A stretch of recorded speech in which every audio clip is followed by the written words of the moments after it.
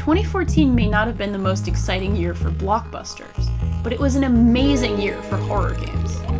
In the AAA space, the year began with The Last of Us: Left Behind, and the subsequent PS4 remaster of the game.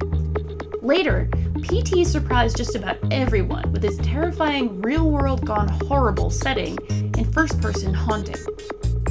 Just in time for Halloween, Alien Isolation and The Evil Within made October a treat for fans of scary games. Where The Evil Within is an over-the-top survival horror game that oozes crazy monsters and set pieces, Alien Isolation is an intensely, effectively scary game set on a broken space station with only one real enemy. But it's a doozy. It made me feel like I was being hunted, and it was the first video game that ever felt genuine to the experience of the first, that is the best, Alien film.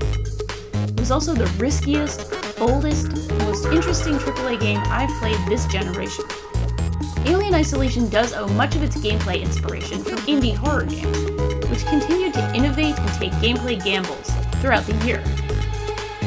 Few games took as many risks as the deliberately weird Five Nights at Freddys and its sequel, which came out just a couple of months after the original game.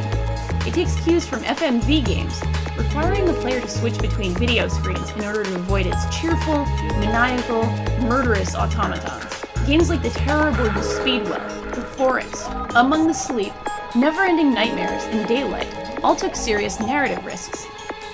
Tiny, personal games like Curtain and Dust City, which both take cues from horror tropes, proved some of the most creative games of the year. A number of not-as-scary games arrived in 2014 that were informed by horror, and still brought plenty of value to the genre. Among them was The Vanishing of Ethan Carter, a dramatic game that put you in the shoes of a supernaturally gifted detective. Murdered, Sole Suspect went one better with the whole supernatural detective bit, with a player character that was actually a ghost detective working in Erie, Salem, Massachusetts. And of course, Telltale's The Walking Dead continued to present a horror narrative, framed as a drama, in its second season this year.